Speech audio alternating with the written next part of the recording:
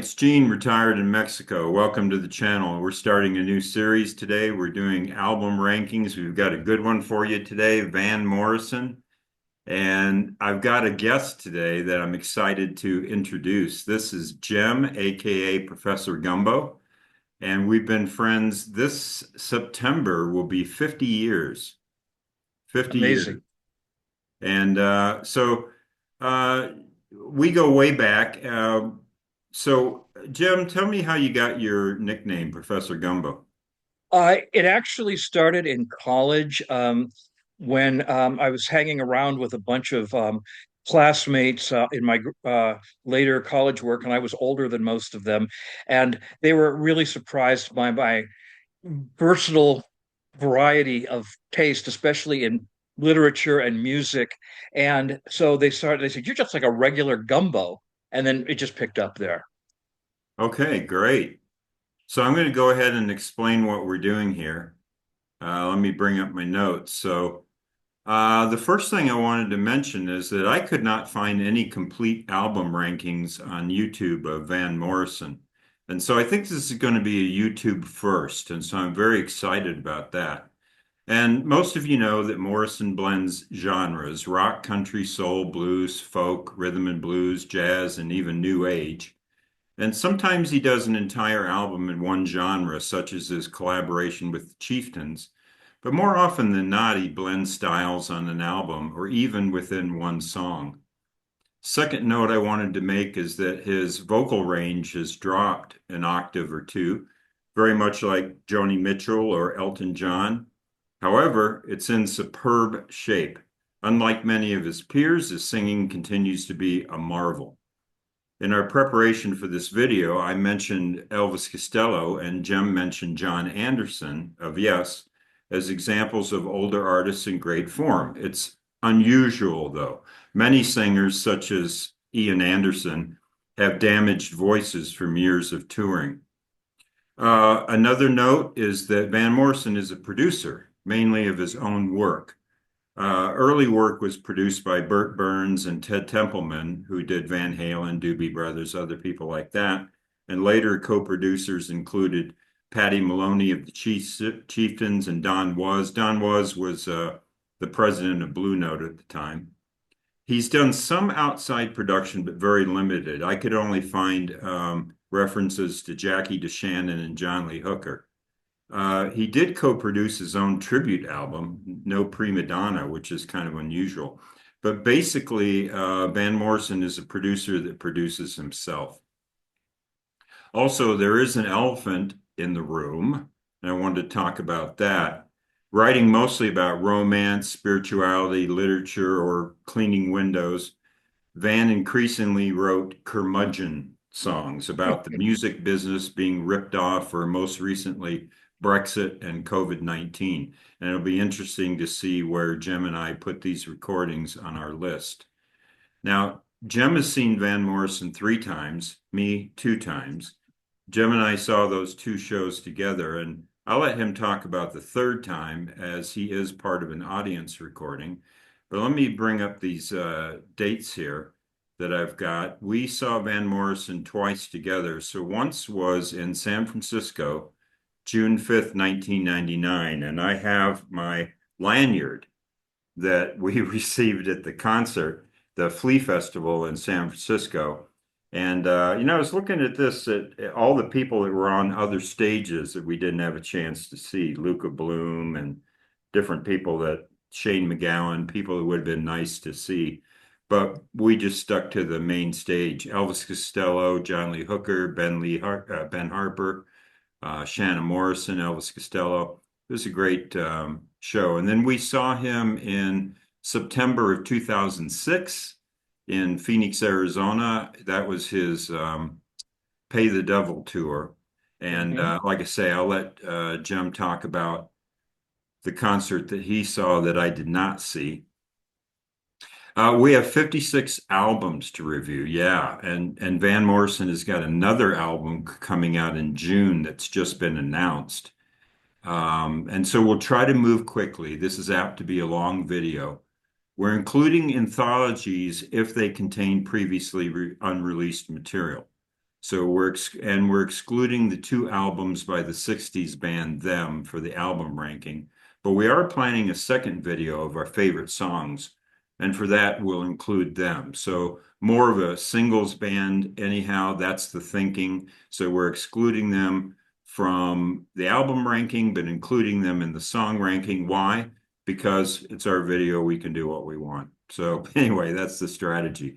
We've assigned a star rating of 0 to 5 stars, and we'll start with the bottom six and talk briefly about them, and then we'll do blocks of five each until we get to the top 10. We'll talk more about the albums we love. For the top 10, we'll take turns one at a time. Before we go into the top 10, we each have a favorite bootleg we will share. And we have not shared our lists, though I do know Jim's least favorite album. I think I know his favorite live album and I know his favorite bootleg, but other than that, the rest will be a surprise. And I've not shared my list at all. So here we go, number 56 through 51. And so I'll get started here. So at the bottom of my list is the only album that Van Morrison has done that I truly dislike. These first seven are ones I don't necessarily recommend, except to the fan. But number 56 is one of his COVID albums, and it's not the one that you think. It's What's It Gonna Take from 2022. I find this album to be more mean-spirited than the last record project, Volume 1. What's It Gonna Take is Paranoid. He has a song called Fodder for the Masses. And what I say is that doing a song like Fodder for the Masses shows contempt for his fans because many people listening to his albums are exactly the target of the album. And that just doesn't seem very smart to me. 1.5 stars for What's It Gonna Take. Number 55 is his anthology of instrumental outtakes Beyond Words from 2024 last year. Van has great instrumentals, a bunch of them, but not really here. In fact, the first one isn't really an instrumental. It's him kind of humming nonsensical just sounds. And the other thing is it is a compilation and it sounds like it. It doesn't have a particularly good flow. So I am a fan of Van's instrumental work, but not so much here. 2 stars. We're up to 2 stars. Number 54 is from 2017, Versatile. It's really sharply played, good band, but it just feels too safe to me. It's an interesting song list, but it just feels a little bit by the numbers, but I'm already up to 2.5 stars. That means I find Versatile to be an average album. I do like it. I just don't love it.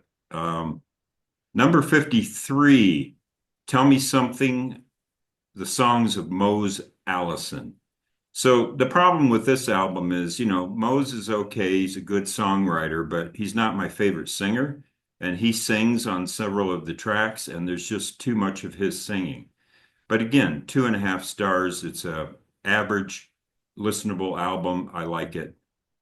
Number 52 is from 2023, Accentuate the Positive. I love the song selections on this album, but it feels a little cursory, a little by the numbers. It's a fun romp, but I just don't think the songs elevate. I generally prefer the originals by the original artists. Number 51 is going to be my first controversial pick. I guess you got to have a couple in here, but I'm going to go with 1967's debut, Blowin' Your Mind. Basically, I love two songs. I love Brown Eyed Girl and I love TB Sheets. But the rest of it's kind of a mixed bag. Spanish Rose, I don't think is a good song at all with the sort of Latin flavor in it and everything. It's a short album. It's 9 tracks. Not my favorite. So there we go. Your turn, Jim. Okay, well, surprisingly, Gene, you're far more generous to Van than I am. My my bottom six have 2 0 stars and 4 half stars. Wow. Okay, or actually, I think one of them is 1 star. But but let me explain what these are for me. Half stars are there's something worthwhile if you're a Van Morrison fan. It could be one song, it could be 2 songs. Okay. Um, but and there are albums that I have them and I won't get rid of them. But that's all. I mean, I may between now and when I die never listen to them again. Um, the 1 stars are albums that they're not bad, but I'm rating it by Van Morrison standards, and they're not that good either. Okay, and so in the next five after this, I'm going to have a lot more ones. But let's start with the 2 zeros first. Uh, COVID was not kind to Van. Okay, and as Gene pointed out, as you pointed out, we have been friends for 50 years.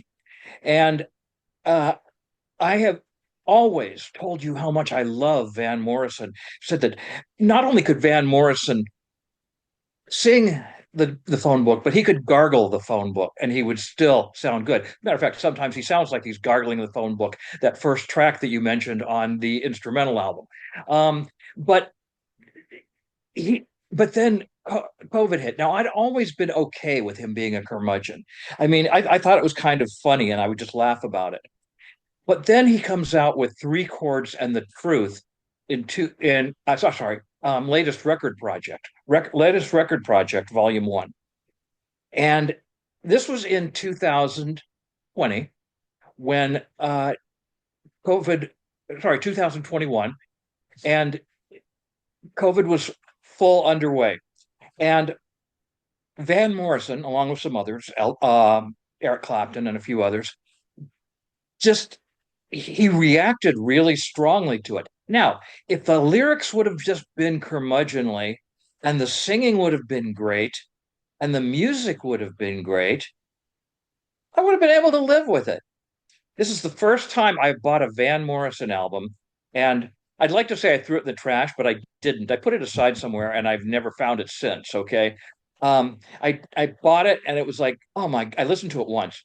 Um, to me, it is not only Van by the numbers, but it is bad Van by the numbers. It is it's like cliche. It's just there's nothing particularly wonderful about it. Matter of fact, quite the opposite. Um, it depressed me. It really depressed me. So a lot of people raved about the band. Yeah, the band was just like a fine jazz band, but that nothing special. The songwriting itself. Oh, title track. Have I told you about my new record project? Have I told you about my new record project? Have I told you about my good new record project? And at that point, I was ready to turn it off, but I figured I would give him a chance. So anyway, it's like it brings a bad taste in my mouth just talking about it, and I hope after this I can forget about it forever. That is latest record project, volume one. Now, uh, the number two, also zero, is what's it going to take? I probably agree with you, Gene, that it may be a worse album than latest record project, but honestly, I don't know because I never was able to finish it. I was so spoiled. I had grown to I was like somebody who'd been through a really, really bad divorce, and I just hated my previous spouse. It's like Van let me down, and I just didn't even want to hear him anymore. So I sampled it, and I looked at the lyrics, and it's like, oh God, it's just my next record project. So those two, those two, I would flush down the toilet of Van Love. Okay, and I just not going to have anything to do with them anymore. Now we can go to the half stars, and again, half stars they have a little bit of merit to them, honestly. Um, they, but the problem with me is I'm a Van fanatic, and I love Van, and and things that Van does with other people. If Van did an album with Bob Dylan, I'd be thrilled about it. But when he does things with people I don't particularly care about, then that just sort of spoils the album for me. But there's always some good things on it. The worst of them is because I hate to admit that I feel the same way my wife does about Lonnie Donegan and Skiffle. I don't mind Skiffle music, but Lonnie Donegan sounds like an adenoidal, just he's not. I never got why he influenced the Beatles and everybody else so much. And Van does this live album with Lonnie Donegan, um, and it was called the Skiffle Sessions Live in Belfast, 1998. And a few of the albums, I mean, a few of the songs have Van Morrison as the main singer. And those are the best ones. The one that I would recommend, I always, from now on, I will always recommend at least one song, and that is Midnight Special, the ever famous Midnight Special, which is an old song by Leadbelly, I believe. Is that right, Gene? Right, Yeah, that's it's a correct. Leadbelly song. I first found out about it when I was in middle school by Creedence Clearwater Revival's version of it, and I've always liked the song. Van does a great intro to it, and it's just cruising along. Hey, this is Van. He's doing Midnight Special because with them he also did Midnight Special. But then Lonnie comes in. Well, you get up in the morning, but please shut up. Okay. So anyway, but that aside, I would recommend Midnight Special. The next one is another one that he did with somebody else, and this might be a little controversial. I really like Jerry Lee Lewis. I liked his stuff. But his sister is nothing more than a female Jerry Lee Lewis wannabe. Okay. And she was having a short lived affair by all accounts with Van. And so they did an album together. And it was called You win Tell again. You Win Again. That's right. It's called You Win Again. And it's not just me. Van hates the album too. It's out of print and he hasn't put it on his website or anything else. So, he didn't want anything to do with it. Honestly, there is a um, there is a 2 disc bootleg from their short-lived tour together that is much better. Okay, but You Win Again. It just bored me. I didn't hate it. It didn't do anything. However, it has a song on it that I absolutely love, and they do a duet on it, and that is Jambalaya.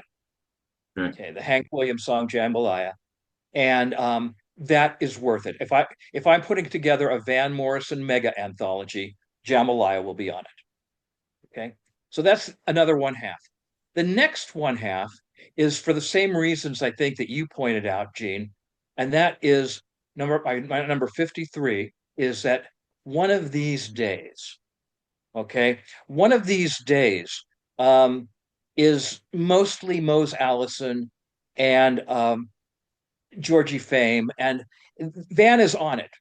And he's on some of the tracks. He even wrote, no, he didn't write any of the tracks, but he sings lead on a couple of the tracks. And the opening track, the title track, One of These Days, Van does a good job with it. Okay. And it's not that the songs are bad. I like Mose Allison. Some of you may know him from Young Man Blues, which, the Who did on Live at Leeds. But I just, it's not a Van Morrison album. It's a Mose Allison album with Van as guest. Right. All right.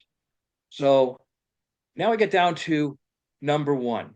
This one, now that's all the one halves, by the way. Number 51 is a one. It's bounced up to a one. It has merit. Not a lot, but it has merit. And I'm not quite sure why I'm not as fond of it as I am. Yes, it's a collaboration, but it's mostly Van. It never sold me. Maybe I need to listen to it more. It's a fairly more recent album, and it's "You're Driving Me Crazy" is the name of the album, and it's done with Joey. De Francesco. Yeah, yeah, and the whole thing is done with him. Um, and it's okay, but it's nothing more than okay. And for Van, I expect something to be better than okay. All right. However, he does a really nice redoing of from the great Astral Weeks, the way young lovers do. And I mean, that is worth listening to many times. So that goes on my collection. Um, so that's 51 through 56. Okay, I that was entertaining. And for those of you watching, I didn't mention this, but yeah, sure, we're friends for 50 years, but Jim's probably in, I would say, in the 99.9 percentile of people who know about Van Morrison. Of course, obviously, I can't prove that, but I think I'm right. And well, that's a surprising list. I've got some of those. You'll have to see where I place those. Um, okay, so I'll do 50 through 46 now. Okay, how far Um, are we going to get today? Because I honestly I didn't rank all of them, but I can do that pretty quickly. I was thinking about them all. oh, you How didn't? Okay. how far do you expect to Um, get today? well, I was going to go through the whole thing. Oh, really? Yeah. Okay. All right. Well, I'm going to wing it then. Well, I we can I also, know I we know can, Van well enough that I can do this. okay. All right. So at number 50, I now have latest record project volume one. And yeah, I agree with a lot of what you said, but it's a double album, and because of that, it's actually got some good songs on it. So what I would say about this album is there's less name dropping, like on the album What's It Gonna Take? He talks about Zuckerberg and Gates and all these Uh-huh. people, but on latest record project volume one, he's got songs like Where Have All the Rebels Gone that could be taken as a non COVID Brexit song. I just think there's better songs on here. So um, you have, but in my notes I have here on the negative side, he has a song called Stop Bitching. And Van, aren't you bitching by saying stop bitching? I mean, it's a little two-faced, and we really don't want to hear a song like that. There's also a lot of blues cliches on here. And the worst song to me, hands down, is Why Are You on Facebook? I Oh, really yeah. hate that song. But,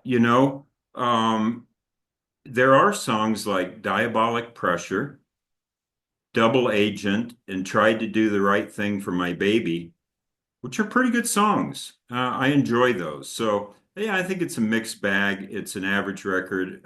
I gave it 2.5 stars. You gave it zero. That's interesting. I am more generous.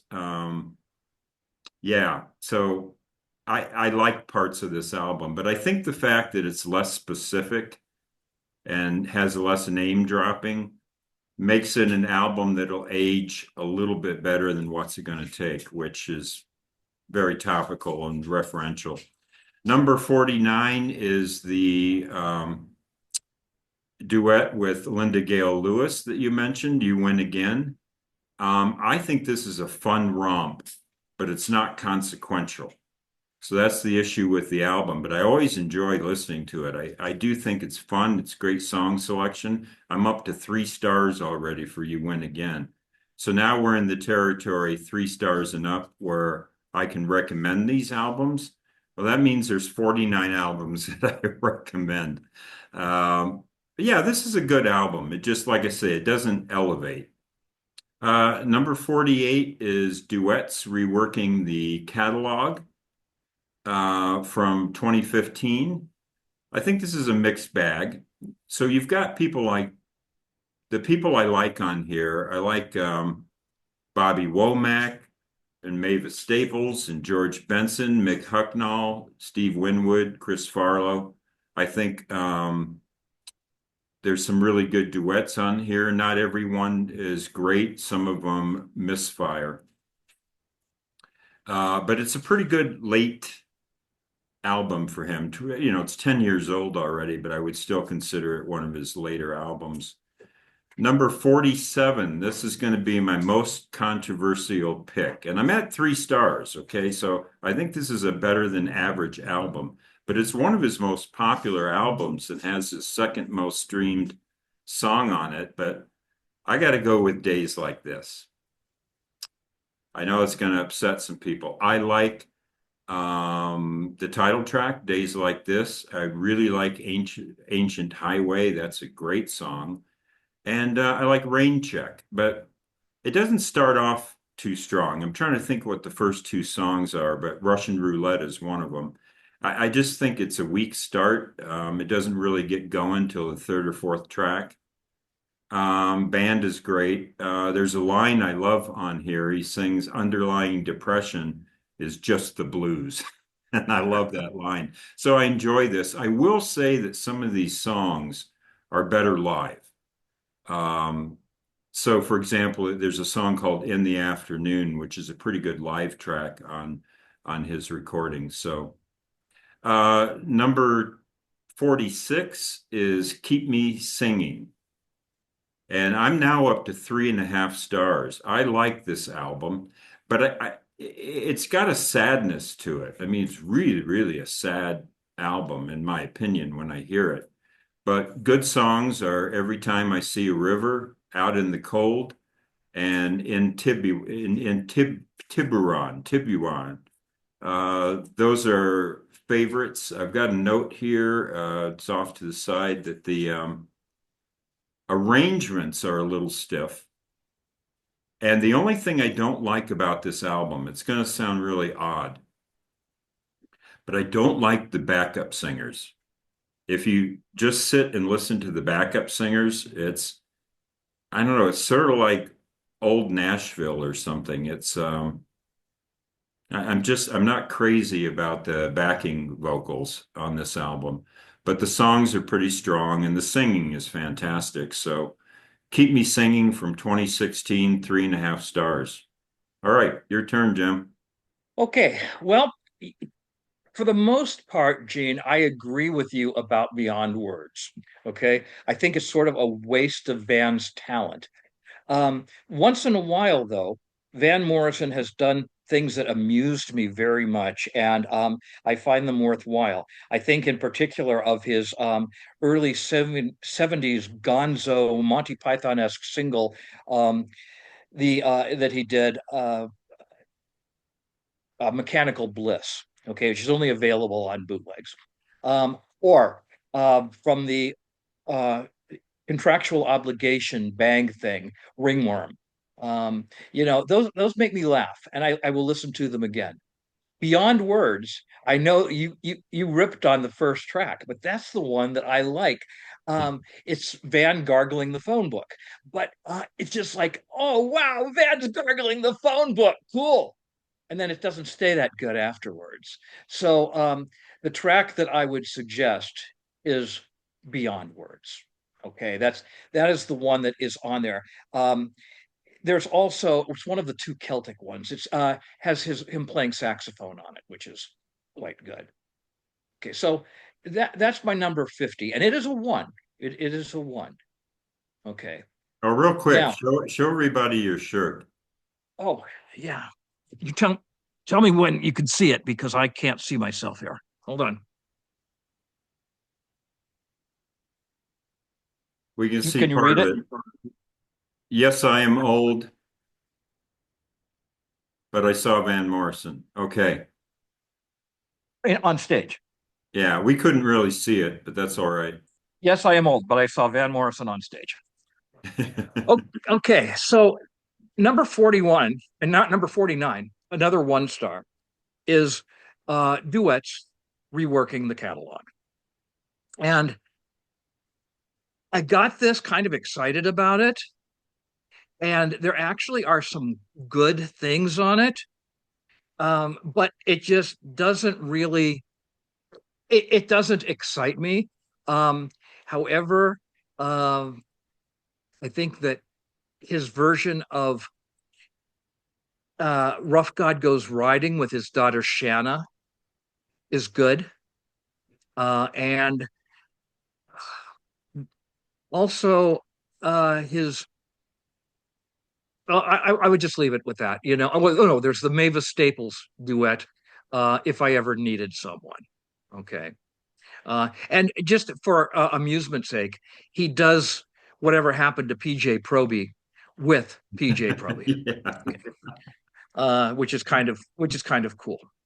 Now, uh, a step up from that, and I wasn't expecting much out of this, is the newest one from last year, new arrangements and duets. This is a now we're up to the 1.5s, by the way. Okay, no more ones, 1.5, and it starts with a great cover of his earlier song, "Ain't Gonna Moan No More." And I did thank you, Van. Thanks for promising this. I hope you stick to it. Stop fucking moaning. Um, but that's that. The last two tracks with Willie Nelson, quite good, and Someone Like You with Joss Stone, who is one of the greatest young white soul singers in England. Okay. So overall, it's well worth listening to, but there's so many more Morrisons that are more worth listening to, if that makes sense. Mhm. Okay. Um, and let's see, what's the next one here? This would be, um, oh, okay. How long has this been going on? This was the one that came just before the songs of Mose Allison. And this is Van with Georgie Fame, live at a jazz club, Ronnie Scott's Jazz Club.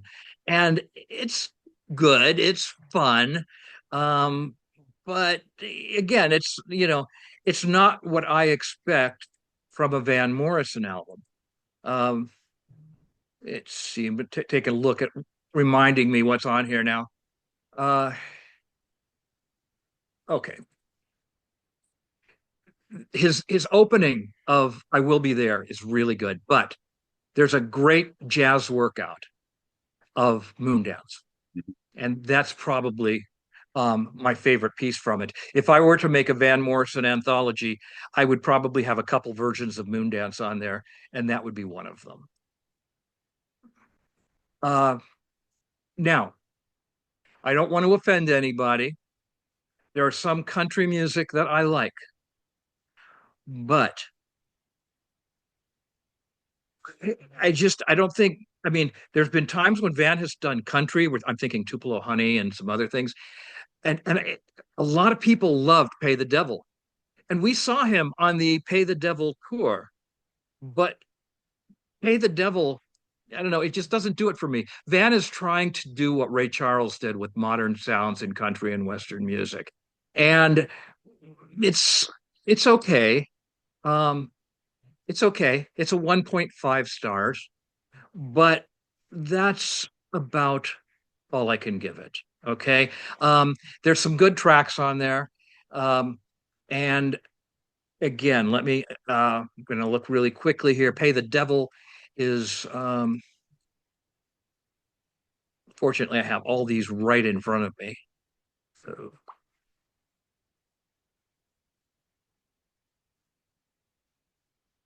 Yeah, well, 56 albums with 10 tracks each. We're not going to memorize 560 yeah, songs. here we go. Pay the Devil. His version of uh, Till I Gain Control Again, the Rodney Crowell song, Mhm. is quite good. And what's fun is Don't You Make Me High, where he says, "Don't feel my leg, because if you feel my leg, you're gonna feel my thigh. And if you feel my thigh, you're gonna get me high." So to hear Van singing sexy songs is kind of weird.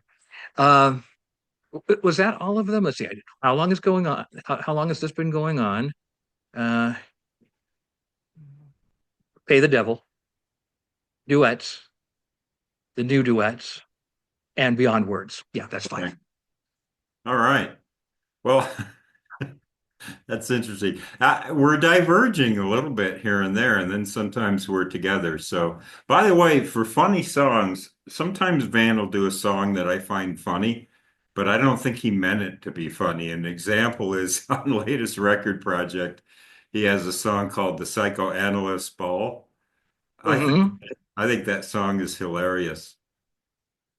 Okay, so now we're at number 45. And this is where I have new arrangements and duets from 2024. And this has, as you mentioned, Willie Nelson, Joss Stone, Kurt Elling, Curtis Stigers. I find this a mixed bag. I have it at 3.5 stars. Um, yeah, I like this album quite a bit. My favorite, well, the thing about this album that gets me is the vocals are fantastic. I mean, he is in great singing form on this album. I can't believe he has no business sounding this good for his age. He was probably 78 when he recorded this album, and it's great. Um, my favorite song on there is The Beauty of the Days Gone By, which is a remake of a song from down the road. And I Mhm. prefer this version. I think it's wonderful. Great song. Whether it makes my song list or not, I'll let you know. And here's my cat, Leo, who wants to Ah, jump hi, Leo. in. So, I'm going to upset you. I have one song that I do not like on this album at all. Are you ready? Yep, I'm ready. I've girded up my loins. I hate the duet with Joss Stone. Some Really, really. Yeah, I think she butchers it. Okay, fair enough. Yeah, that's my least favorite song on the album, but I'm not a big fan of hers, so it's interesting we diverge on that. Number 44 is The Philosopher's Stone. Okay, and I'm still at 3.5 stars. I think this is a really interesting album, and interesting is a key word. It's more interesting than entertaining for me. It starts off great. I like the first few selections, but one of the problems I have with the album, it's a double album, and I have trouble finishing it. A lot of times I'll be listening to it at night, and I have to admit that twice I fell asleep listening to it. Um, it's a good album, but I can't think of any track on there that should have been put on the album. Um, Really? Wow. yeah,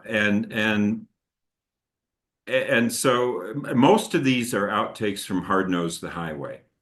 So I kind of went through those and I thought, should any of those be on there? And yeah, maybe you could swap one of them out for a song like The Great Deception. Um, but again, I'm at 3.5 stars. I think this is a really good album. Um, it has a little bit of a problem with flow, of course, because it's an anthology, so it's kind of all over the map. Um, but the second disc, I have a tendency not to remember those songs.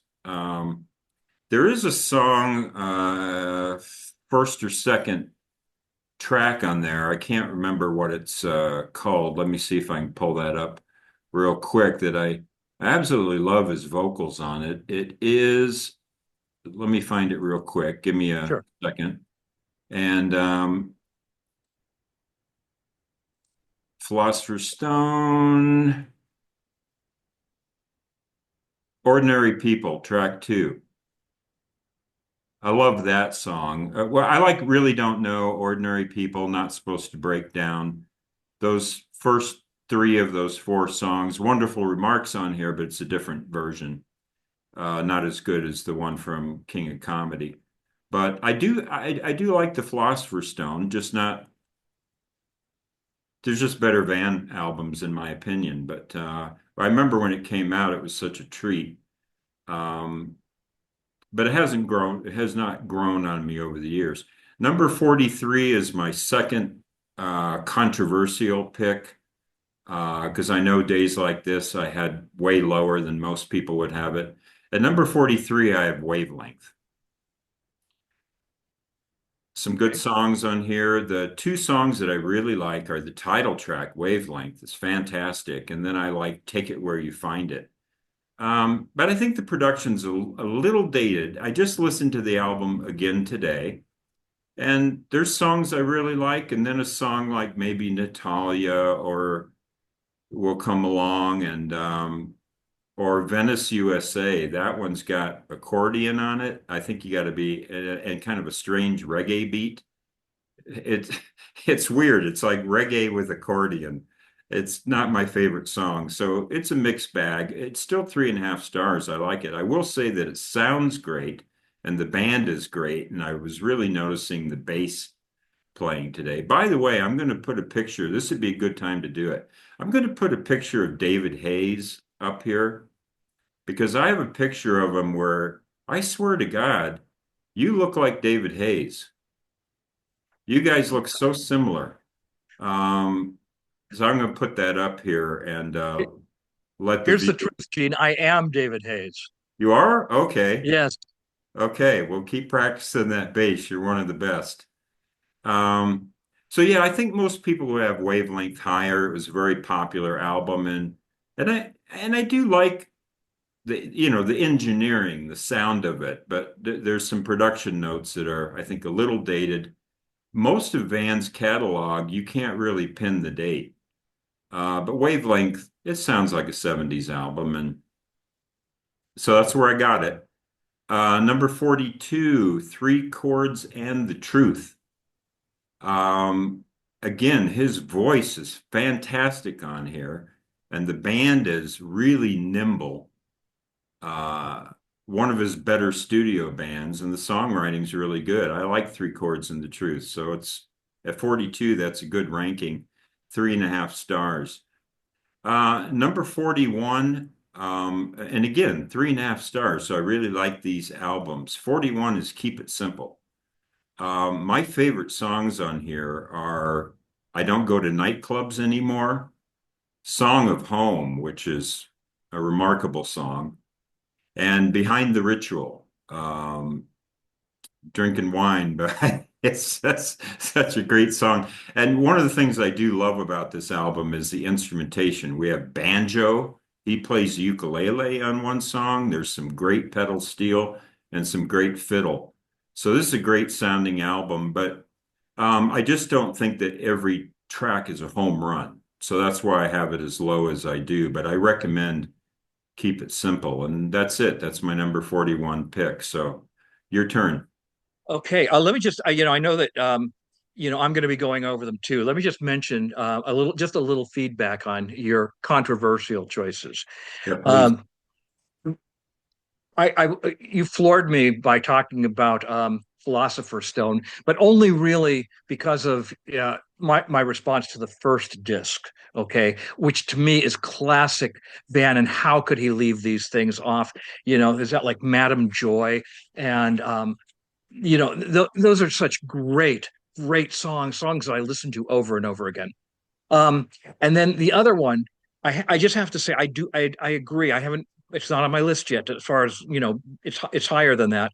But Wavelength, he reunited with a later them keyboard player, Peter who was Barnes. Peter Peter Barnes. Bardens, who plays synthesizer on it, and the synthesizer is really heavy duty late 70s. Okay. And yes, it is dated. I totally agree with you on that. But I like the songs better. I mean, I like this. That's why my rating is higher. I think the songs are better, even if the arrangements aren't as good. Mhm. And maybe it's because Van got back on the road again and started doing some fantastic concerts in the wake of that album. And so I like it. All right. More about that later. Okay, so where are we at? Number 45? Is that Yeah, yeah, 45 down through 40. Okay. 45 through 40, is what 40. 40 41. Yeah. 45 through 41. Okay. Keep me singing. Hmm. Okay. Uh oh, by the way, these are all now twos. Okay. Now, as far as twos are concerned, like if anybody else made these albums, they might be great. Okay, but again, I rate it by Van standards, and so a two by Van standards is what I would call a mediocre Van album, and basically it's just because the songs uh, Van wants to keep singing, but he's not singing particularly great songs. His voice is great, as you pointed out, but that's it. Number 44 is Moving on Skiffle. Now that's a two. That's higher than the Skiffle sessions. Why? Because there's no freaking Lonnie Donegan on it. Okay. And I bought the album, and my wife loves uh, uh, Van Morrison too, and she saw the title and she goes, "Oh no, it's like the Skiffle Sessions Volume Two." I said, "No, no, you got to hear it." And Van does some good stuff with Skiffle, so that's another good one. Um, Number 43.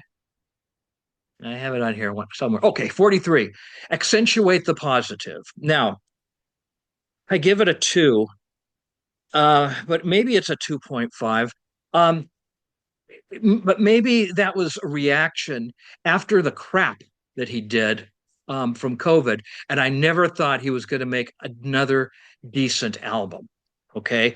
And then he comes out with Accentuate the Positive. And Cindy and I listened to it in the car on repeat, and there's just some really fun stuff on there. Plus, Van saying accentuate the positive. Take your own advice, Van, and do that. And maybe I was hoping that's what he's doing, and the signs are still good that he is. Okay. Um, Can I interject? sure. There's a song on the album coming out in June called Back to Writing Love Songs. We can only hope. We can only hope. Um, Okay, sorry to interrupt. no, that's quite all right.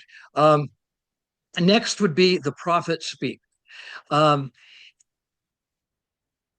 Maybe, I have to admit, having been for a while an art major, I tend to sometimes, and I shouldn't do this, I should listen to a CD without even looking at the cover. But if the cover is really stupid, I remember that cover forever. And Van is sitting here hushing a ventriloquist dummy. Yeah. Um, and it's just like, okay, all right, fine. And it's hard for me to enjoy with that picture. It's like just is. Um, Now that was The Prophet Speaks. That was number 42. Now, number 41 is Versatile. Um, Versatile has a cool picture on it. It really does. Yeah. Um, and I mean that's the kind of Van Morrison that I want to see. And he does a really nice version, I think, with Unchained Melody. Um, and Bye Bye Blackbird. The covers actually are the best things on here. Um, and George Gershwin's They Can't Take That Away From Me. So he has, and then he does some of his earlier songs too. But the best things on here are the covers. They really are. And those covers are what bring it up to a 2.5. 2.5, now we're right in the middle. Okay. That's a mediocre plus.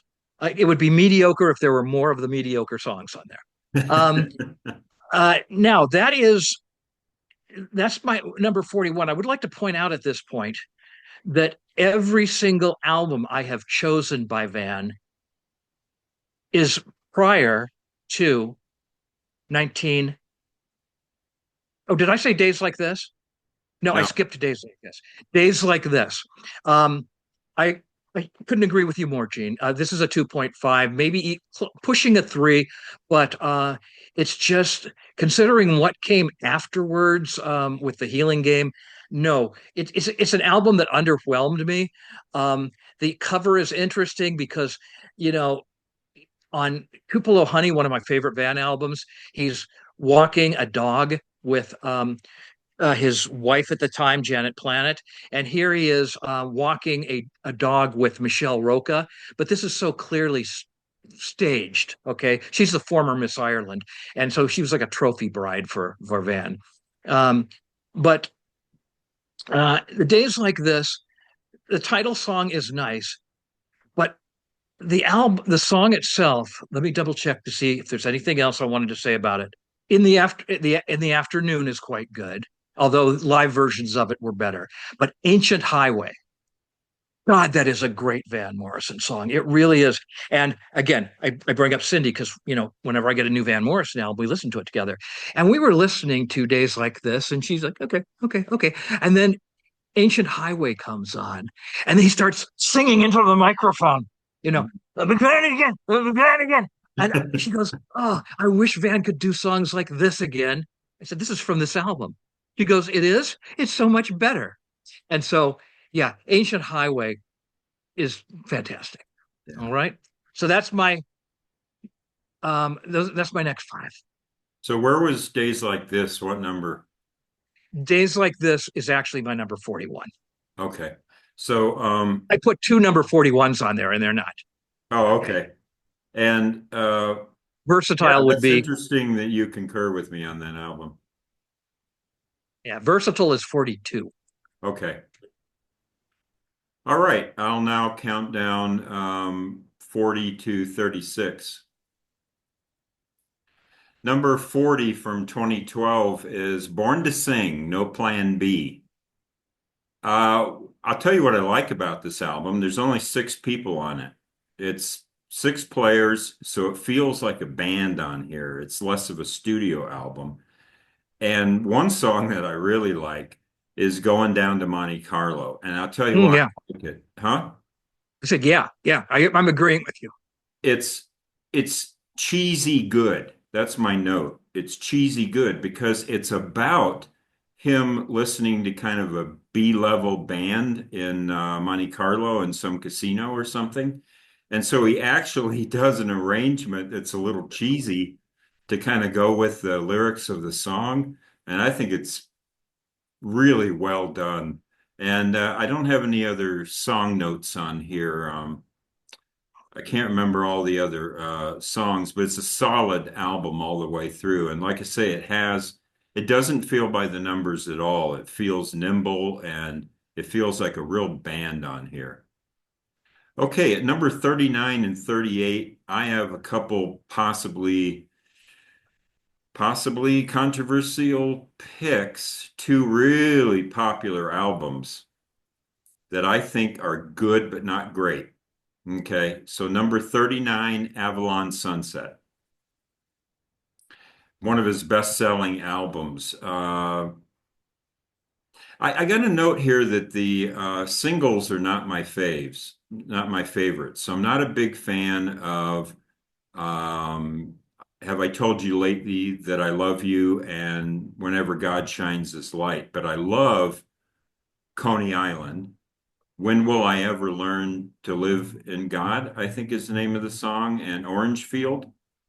This is a kind of overtly Christian album, and I like that. It doesn't bother me at all. I just think that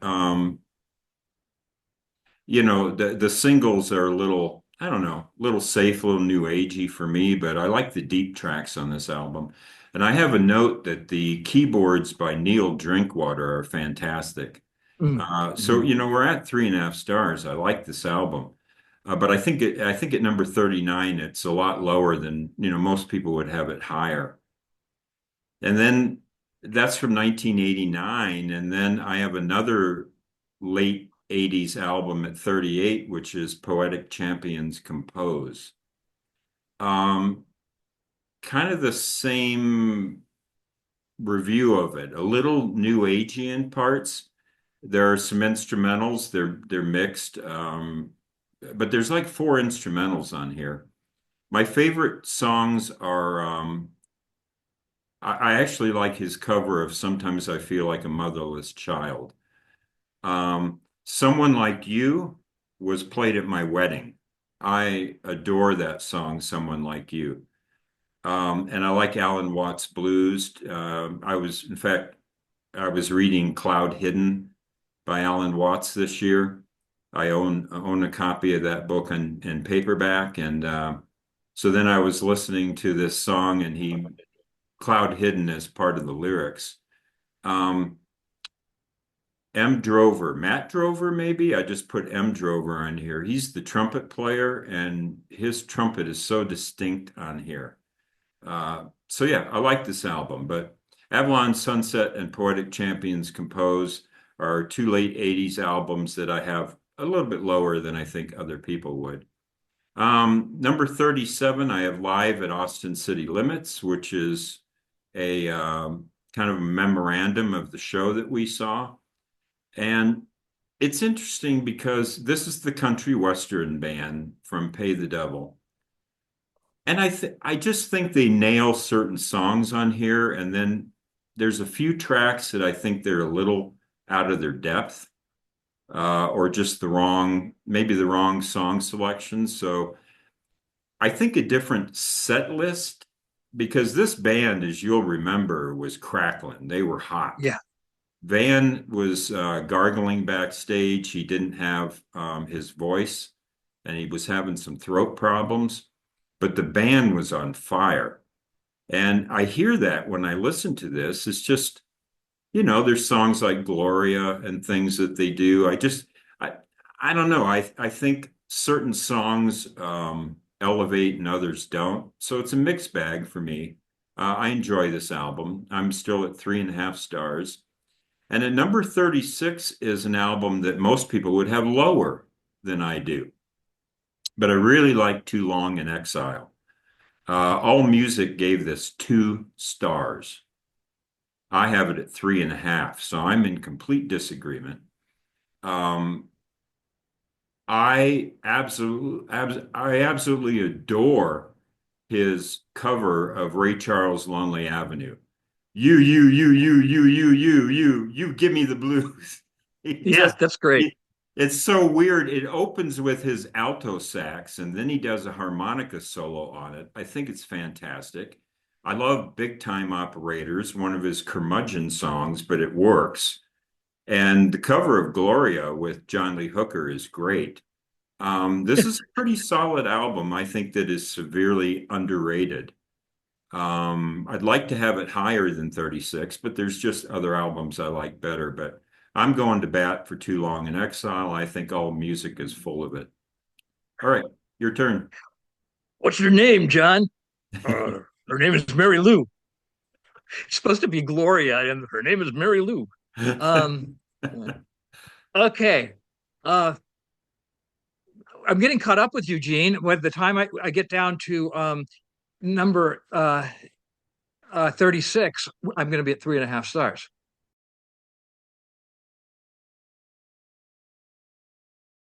Okay. But we still have a couple threes. Um, Roll with the Punches.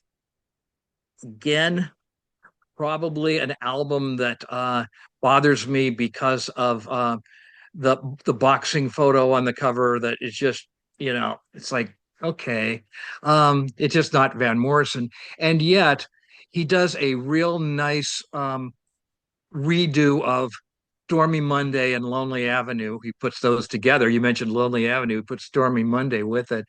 Um, and it's covers, but it's covers that work. It's not all covers, but it's a decent album. If I'm in the mood for, hey, I want to hear some Van Morrison that I haven't heard before, that would be what I would listen to. I mean, that's one of the ones I would listen to. So that was number 40. Number 39 is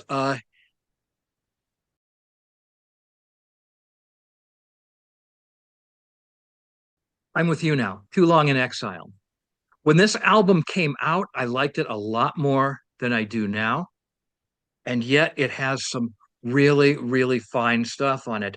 What's weird about it is it doesn't really, if I'm being objective, it doesn't fully hold together as a a solid Van Morrison album. Instead, it's like you got a Van Morrison album and coupled with a Van Morrison EP, and they're not the same.